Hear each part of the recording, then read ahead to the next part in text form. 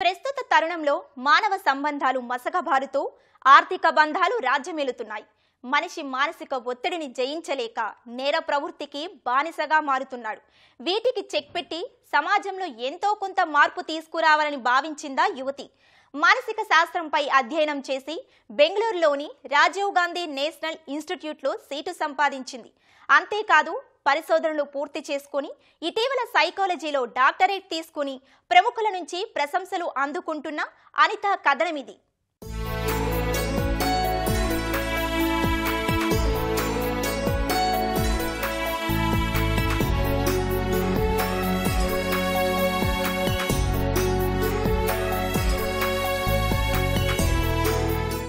మధ్యతరగతి కుటుంబంలో పుట్టిన చిన్నతనం నుంచి చదువంటే ప్రాణంగా పెరిగింది ఈ యువతి.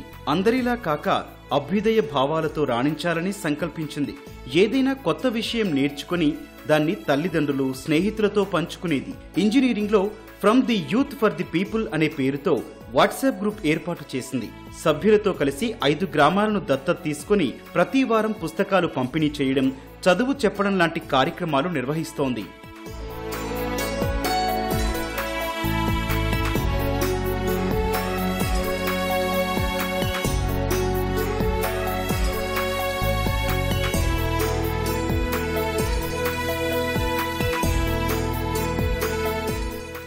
ఈ యువతి పేరు అనిత.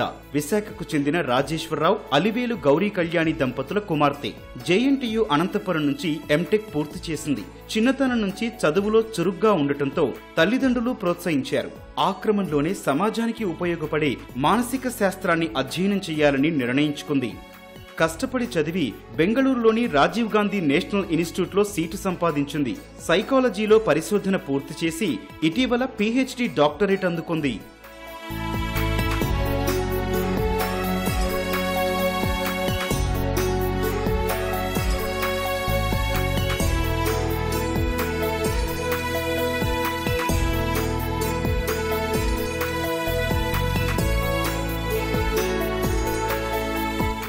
అనిత చదువులోనే కాదు ఇతర రంగాల్లోనూ ఉత్తమ ప్రతిభ చూపింది.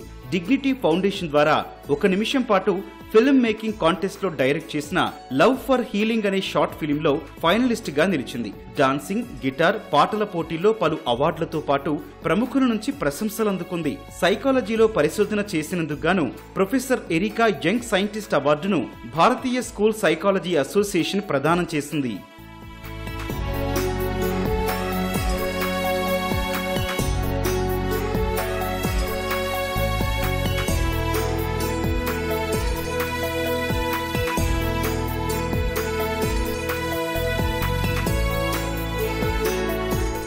ఇంజనీరింగ్ చదువుతోన్న సమయంలో చీటింగ్ బిహేవియర్ పై మొదటి ప్రయోగం చేశారని చెబుతోంది అనిత.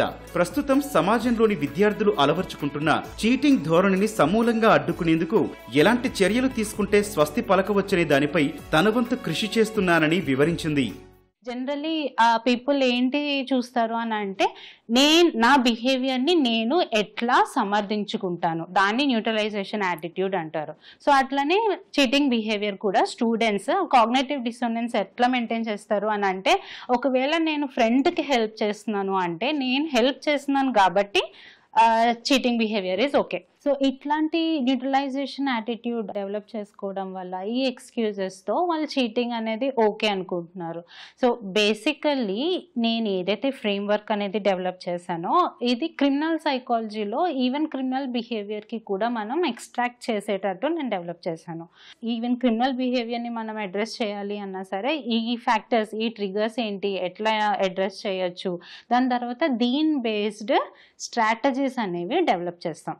పేరెంటల్ ప్రెషర్ వల్ల ఇతను ఎకడమిక్ డిస్హానెస్టీ అనేది చేస్తున్నాడు అని వస్తే, సో అప్పుడు అట్లీస్ట్ ఒక అవేర్నెస్ కానీ లేదా పేరెంటింగ్ ట్రైనింగ్ కానీ మనం స్టూడెంట్ మీద కాన్సన్ట్రేట్ చేస్తా పేరెంట్స్కి కూడా ఇవ్వగలిగితే ఆ అబ్బాయిలో మార్పు అనేది వస్తుంది. ప్రస్తుతం యువతలో మానసిక సమస్యలు ఎక్కువగా ఉండటంతో పాటు లైఫ్ స్కిల్స్ కొరవడుతున్నాయి. చాలా మంది మద్యానికి బానిసై మత్తు పదార్థాలకు అలవాటు పడుతున్నారు. మొబైల్ వ్యసనం ఉన్నవారిలో ఆందోళన అధికంగా ఉంటుంది. ఇదంతా ఒకటైతే ఒంటరితనం మరో పెద్ద సమస్యగా మారింది. ఈ మానసిక సమస్యల వల్ల పరస్పర ధోరణి తగ్గుతూ కుటుంబ వ్యవస్థలు దెబ్బతింటున్నాయని చెబుతోంది అనిత. చూసిన ఇష్యూస్ మెయిన్లీ డీవియంట్ బిహేవియర్ ఒకటి ఇంక్రీజ్ అవుతా ఉంది, అండ్ అది యాక్సెప్టబుల్ నార్మ్ అయిపోయింది. లోన్లీనెస్ అనేది పెద్ద ఇష్యూ అయిపోయింది. అట్లనే ఫ్యామిలీ డైనమిక్స్లో ఎట్లా అంటే లైక్ ఆ ఫ్యామిలీ స్కిల్స్ అనేవి ఎట్లా మేనేజ్ చేయాలి, ఇట్లాంటి ఇష్యూస్ అన్ని నేను అబ్జర్వ్ చేస్తూ ఉన్నాను. ఈ ఇష్యూస్ని ఒకవేళ మనం అడ్రస్ చేయాలి అంటే again the same process, toxic urban culture and loneliness. So అందులో టాక్సిక్ అర్బన్ సిటీ అనేది ఎట్లా తయారవుతుంది అంటే లైక్ ఫర్ ఎగ్జాంపుల్ నేను ఇట్లా కంపేర్ చేసుకుంటా ఉంటాను, లేదు అంటే I am keeping A standard. So ఇక్కడ ఇట్లా ఉంటేనే నాకు రెస్పెక్ట్ దొరుకుతుంది, నేను ఇలా మెయింటైన్ చేస్తేనే రెస్పెక్ట్ దొరుకుతుంది, లేదు అనుకుంటే నాకు ఇంగ్లీష్ సరిగ్గా రాదు, లేదు అంటే నాకు ప్రెజెంటేషన్ సరిగ్గా రాదు. It is leading to loneliness. అట్లనే డెసిషన్ మేకింగ్స్ కూడా అట్లనే మారిపోతూ ఉన్నాయి. విద్యార్థుల్లో విద్య, నిజాయితీని ప్రభావితం చేసే అంశాలపై ఎక్కువగా దృష్టి పెట్టానని చెబుతోంది అనిత. పాఠశాల స్థాయిలోనే నైతిక, మానవ వనరుల విలువల గురించి పాఠ్యాంశాల్లో ప్రవేశపెట్టగలిగితే మంచి ఫలితాలొస్తాయని వివరించింది. పని ప్రదేశాల్లో కూడా సానుకూల ప్రభావాలు ఆశించవచ్చని సూచిస్తోంది ఈ psychologist. Psychology will help in going through the roots of a problem. So ఇట్లా రూట్స్కి వెళ్ళి స్ట్రాటజీస్ అన్ని డిజైన్ చేసి ఐదర్ గ్రూప్ థెరపీస్ ఇవ్వచ్చు, లైక్ ఇంకా కొంచెం ఇంటెన్సిటీ అయితే లైక్ 1-on-1 థెరపీస్ ఇవ్వచ్చు, ఇంటర్వ్యూస్ తీసుకోవడం, డయాగ్నోసిస్ చేయడం, దాని తర్వాత దాన్ని బట్టి ఎట్లాంటి థెరపీ అనేది ఇవ్వడం ఒక ప్రాసెస్. అట్లనే స్కూల్స్లో టార్గెట్ చేయొచ్చు. వాళ్ళకి as a curriculum life skills అనేవి ఇంట్రడ్యూస్ చేయడం, ఈ ఎథికల్ అండ్ మోరల్ వాల్యూస్ అనేది ఒక సబ్జెక్ట్ కింద ఇంట్రడ్యూస్ చేసి మార్క్స్ కోసం కాకుండా క్యారెక్టర్ డెవలప్మెంట్ కింద డెవలప్ చేయడం, ఇలాంటివన్నీ మనం చేయొచ్చు. And especially parent training and like teacher training అనేది ఇంపార్టెంట్. కుమార్తె పీహెచ్డీలో డాక్టరేట్ సాధించడం ఎంతో గర్వంగా ఉందని చెబుతున్నారు అనిత తల్లిదండ్రులు. తమ కుటుంబంలో ఉన్నత విద్యను అభ్యసించిన ఏకైక అమ్మాయి కావడం ఎంతో సంతోషం కలిగించింది అంటున్నారు. బీటెక్ చేసిందా, సైకాలజీ చేసిందా, ఏం చేసిందా అనేది మాకు కాదు, అనిత చేస్తున్నటువంటి ఆమె ఉద్దేశం నెరవేరిందా లేదా అనేది మేము చూసుకున్నాం. ఆమె తాలూకా ఇంట్రెస్ట్ ఫుల్ఫిల్ చేసింది, మాకు చాలా ఆనందంగా ఉంది. తను మొదటి నుంచి చదువు మీద ఇంట్రెస్ట్ చూపిస్తుంది. ఒకప్పుడు నేను చదవాలనుకునేది చదవలేకపోయింది, అంటే నేను సైకాలజీ చేయాలని ఎప్పుడు అనుకోలేదు, కానీ చదవాలి అనుకున్నాను. నాకు అవ్వలేదు, అవకాశం అవ్వలేదు. నేను 10th క్లాస్తో ఆపవలసి వచ్చింది. కానీ నా కూతురు ఏం చదివినా చదివించాలి, ఎంతవరకు చదివితే అంతవరకు తీసుకెళ్ళాలి అన్న ఆలోచన అయితే నాలో ఉండేది. మానసిక ఆరోగ్య సమస్యలతో బాధపడుతున్న వారికి కౌన్సిలింగ్, సామూహిక చికిత్స అందించి వారి జీవితాలను మెరుగుపరచడంలో తన వంతు కృషి చేస్తానని చెబుతోంది అనిత. చదివింది ఇంజనీరింగ్ అయినా ఉన్నత విద్యాభ్యాసం మాత్రం మనస్తత్వ శాస్త్రంలో. నేటి యువతరంకి వివిధ రకాలైన అంశాలపై పరిశోధన చేసి మార్గదర్శకంగా నిలుస్తున్నారు అనిత. నైతిక విలువలు, మానవ సంబంధాలు దృఢంగా ఉంటే మనిషి దృఢంగా ఉంటాడని ఆమె పరిశోధనలో తెలియజేస్తున్నారు.